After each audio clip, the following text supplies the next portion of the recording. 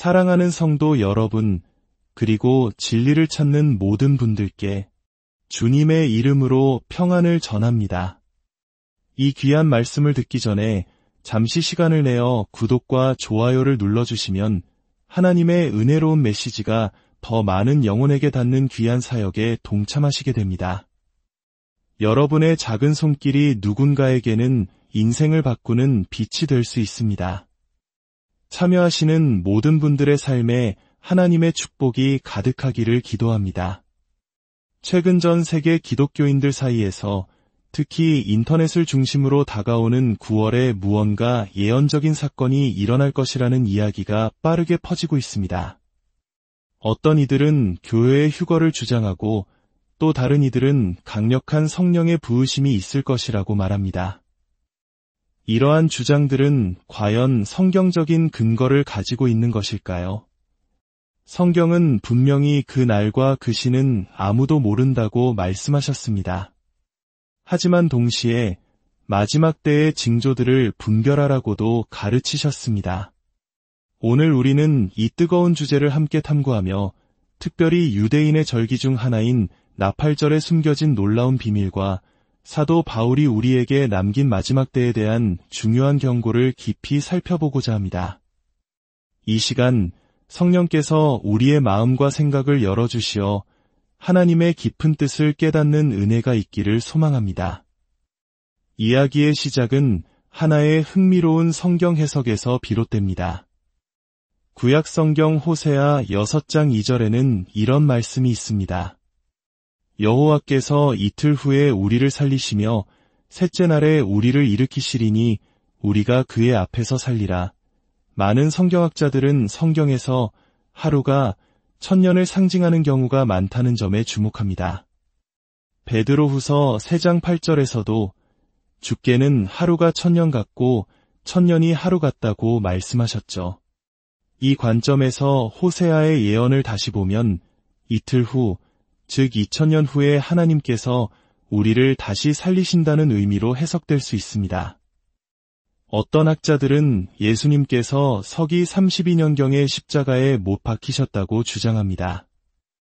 만약 이 시점을 기준으로 2000년을 더하면 서기 2032년이 됩니다. 그리고 요한계시록에 예언된 7년 대환난 기간을 이 시점에서 빼면 2025년이라는 숫자가 나옵니다. 또한 성경의 족보와 연대를 따라 아담부터 예수님까지의 시간을 약 4000년으로 계산하고 예수님부터 오늘날까지를 약 2000년으로 본다면 인류의 역사는 총 6000년에 가까워지고 있습니다. 이는 마치 하나님께서 6일 동안 천지를 창조하시고 7째 날에 안식하신 것과 같은 패턴을 보여줍니다. 6000년의 인류 역사 끝에 1000년 동안 이어질 그리스도의 왕국, 즉 천년왕국이 도래할 것이라는 믿음은 오랫동안 많은 성도들에게 희망이 되어 왔습니다. 우리가 바로 그 6000년의 끝자락에 서 있다는 생각은 마지막 때가 정말로 가까웠다는 긴장감과 기대를 동시에 갖게 합니다. 이러한 시간 계산보다 더 구체적이고 흥미로운 단서는 바로 이스라엘의 7대 절기 속에 숨겨져 있습니다.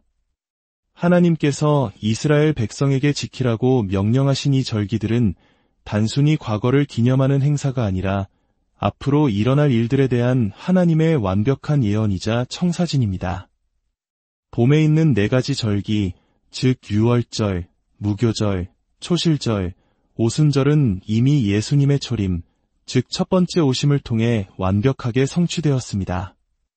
유월절의 어린 양으로 예수님께서 십자가에서 피 흘려 죽으셨고 무교절에 죄 없으신 몸으로 무덤에 누우셨으며 초실절에 부활의 첫 열매가 되셨고 오순절에 약속하신 성령을 보내시어 교회를 탄생시키셨습니다. 중요한 것은 아직 성취되지 않은 가을의 새 절기가 남아있다는 사실입니다. 바로 나팔절, 대속주일, 그리고 초막절입니다. 많은 이들은 이 가을 절기들이 예수님의 재림, 즉 다시 오심과 관련하여 성취될 것이라고 믿습니다. 특히 나팔절은 성도들의 휴거 사건과 깊은 관련이 있는 것으로 여겨집니다. 나팔절은 나팔을 불어 다가올 심판을 경고하고 영적인 잠에서 깨어나 회개하며 왕의 오심을 준비하라는 의미를 담고 있습니다. 데살로니가전서 4장에서 사도 바울은 주님께서 재림하실 때 하나님의 나팔 소리와 함께 죽은 자들이 일어나고 살아남은 성도들이 공중으로 끌어올려질 것이라고 묘사했는데 이는 나팔절의 의미와 정확히 일치합니다. 여기서 2025년과 2032년이라는 숫자가 다시 등장합니다. 놀랍게도 2025년의 나팔절부터 2032년의 대속죄일까지의 날짜를 계산하면 정확히 2550일이 나온다고 합니다. 이 숫자는 다니엘서와 요한계시록에 예언된 환난의 날짜들인 1290일과 1260일을 합한 것과 매우 유사합니다. 대속죄일이 예수님의 재림과 이스라엘의 완전한 회복을 상징한다고 볼 때 나팔절의 7년 환난이 시작되고 대속죄일에 끝난다는 시나리오는 성경 예언의 퍼즐 조각들이 놀랍게 맞춰지는 것처럼 보입니다. 더 깊이 들어가 보면 요한계시록에 등장하는 서머나 교회에 대한 예수님의 말씀에서도 의미심장한 연결고리를 찾을 수 있습니다. 서머나 교회는 환난 시대를 통과하는 교회를 상징하는 것으로 자주 해석됩니다. 예수님은 서머나 교회에 너희가 장차 10일 동안 환난을 받으리라고 말씀하셨습니다. 그런데 놀랍게도 유대력에서 나팔절과 대속죄일 사이의 기간은 정확히 열흘입니다. 이 열흘은 경외의 날들이라 불리며 대속죄일의 심판을 앞두고 회개하며 스스로를 정결하게 하는 기간입니다. 어쩌면 이 열흘은 7년 대환난 기간 전체를 상징하는 것일지도 모릅니다. 나팔절에 시작된 환난이 대속죄일, 즉 주님의 재림으로 끝나는 그 기간을 말입니다. 나팔절의 또 다른 독특한 점은 유대 절기 중 유일하게 초승달이 뜨는 날 시작된다는 것입니다. 고대 이스라엘에서는 달의 주기가 정확하지 않았기 때문에 최소 2명의 증인이 새로운 달, 즉 초승달을 눈으로 직접 확인하고 지도자들에게 보고해야만 비로소 그 달의 첫날과 나팔절이 공식적으로 선포될 수 있었습니다. 그래서 사람들은 정확한 날과 시를 미리 알 수 없었고 항상 깨어 준비해야만 했습니다. 이는 그날과 그때는 아무도 모르나니 라고 하신 예수님의 말씀과도 연결됩니다.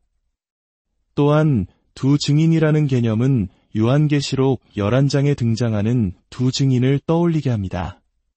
어쩌면 나팔절은 성도들의 휴거가 아니라 마지막 때에 하나님의 말씀을 선포하며 세상을 향해 경고의 나팔을 불 두 증인의 등장을 예고하는 것일지도 모른다는 해석도 있습니다. 혹은 하나님의 백성에게 강력한 성령의 능력이 부어져 임박한 심판을 준비하라는 경고의 메시지를 온 세상에 전파하게 되는 영적 대각성의 시작을 의미할 수도 있습니다. 나팔절의 본질적인 의미가 성도들의 제거가 아니라 성도들의 영적 각성과 사명 부여에 있다는 주장입니다. 이 모든 이론과 계산은 매우 흥미롭습니다. 하지만 우리는 여기서 가장 중요한 성경적 원칙을 기억해야 합니다. 사도 바울은 데살로니가후서에서 마지막 때를 기다리는 성도들에게 아주 명확하고 중요한 경고를 남겼습니다. 그는 먼저 데살로니가전서에서 주님이 오실 때 우리가 공중으로 끌어올려지는 사건, 즉 휴거에 대해 설명합니다. 이 끌어올려지다라는 말의 헬라어 원어는 하르파조인데 이는 강력하게 붙잡아 끌어올리다, 낚아채다라는 아주 역동적인 의미를 가집니다. 그런데 바울은 데살로니가후서 2장에서 이 주제를 이어가며 이렇게 경고합니다. 형제들아, 우리가 너희에게 구하는 것은 우리 주 예수 그리스도의 강림하심과 우리가 그 앞에 모임에 관하여 누가 어떻게 하여도 너희가 미혹되지 말라. 먼저 배교하는 일이 있고 저 불법의 사람 곧 멸망의 아들이 나타나기 전에는 그날이 이르지 아니하리니. 이 말씀은 충격적일 만큼 명확합니다. 바울은 주님의 재림과 우리의 모임, 즉 휴거가 일어나기 전에 반드시 먼저 일어나야 할 두 가지 사건이 있다고 못 받고 있습니다. 첫째는 배교하는 일, 즉 교회 안에 믿음을 저버리고 진리를 떠나는 대대적인 타락이 일어나는 것입니다. 둘째는 불법의 사람, 즉 적그리스도가 세상에 그 정체를 드러내는 일입니다. 바울은 누구에게도 속지 말라고 간절히 호소합니다. 왜냐하면 마지막 때가 가까울수록 많은 거짓 가르침들이 성도들을 혼란스럽게 할 것을 알았기 때문입니다. 그의 경고에 따르면 우리가 아직 적그리스도가 누구인지 명확하게 알지 못하고 전 세계적인 배교가 정점에 이르지 않았다면 주님이 오시는 그날은 아직 이르지 않았다고 보아야 합니다. 그렇다면 우리는 이 모든 정보를 어떻게 받아들여야 할까요? 9월에 어떤 일이 일어날까요? 우리는 알 수 없습니다. 그러나 한 가지는 분명합니다. 이러한 논의들이 우리에게 주는 가장 큰 유익은 우리의 영적인 상태를 점검하고 다시 한번 주님 앞에 거룩하게 서도록 도전한다는 점입니다. 결국 중요한 것은 정확한 날짜를 맞추는 것이 아닙니다. 환난 전에 휴거가 있든 환난 중간이나 끝에 있든 그 시점을 논쟁하는 것보다 더 중요한 것은 오늘 이 순간 우리가 어떤 모습으로 하나님 앞에 서 있는가입니다. 거룩함으로 준비된 사람은 언제 휴거가 일어나든 기쁨으로 주님을 맞이할 것이고 강력한 성령의 부으심이 있을 때 귀하게 쓰임 받을 것입니다. 사랑하는 여러분, 세상의 소음에 흔들리지 마십시오. 미지근한 신앙생활을 할 때가 아닙니다. 탕자처럼 세상을 방황할 때도 아닙니다. 지금은 세상의 모든 헛된 것들과 마음을 산만하게 하는 것들을 뒤로하고 아버지 되시는 하나님께로 온전히 돌아올 때입니다. 죄를 멀리하고 스스로를 성결하게 하여 하나님께서 우리를 어떻게 사용하시기를 원하시든 순종할 준비를 해야 합니다. 설령 9월에 대한 예언들이 모두 빗나간다 하더라도 우리가 이 기간 동안 더 간절히 기도하고 더 깊이 말씀을 묵상하며 하나님과 더 가까워졌다면 그것이야말로 가장 큰 축복이 아니겠습니까? 하나님께 더 가까이 나아가는 삶에는 결코 후회가 있을 수 없습니다. 지금은 우리의 영혼을 깨워야 할 때입니다. 하나님께서 각자에게 주신 사명을 감당하며 언제 오실지 모르는 주님을 기다리는 신실한 신부처럼 깨어 준비합시다. 사랑의 하나님 아버지, 마지막 때에 대한 여러 이야기들 속에서 저희가 혼란에 빠지지 않고 오직 살아있는 당신의 말씀 위에 굳건히 서게 하옵소서. 정확한 날짜에 집착하기보다 매일의 삶 속에서 주님과 동행하며 거룩하고 정결한 모습으로 준비되게 하옵소서. 저희의 마음을 세상의 염려와 죄의 유혹으로부터 지켜주시고 언제나 깨어 기도하며 성령으로 충만하게 하옵소서. 그리하여 주님께서 어느 때에 오시든지 잘하였도다 착하고 충성된 종아 칭찬받으며 기쁨으로 주님을 맞이하는 저희 모두가 되게 하여 주시옵소서. 주 예수 그리스도의 은혜와 평강이 이 말씀을 듣는 모든 분들 위해 영원히 함께 하시기를 간절히 축원합니다.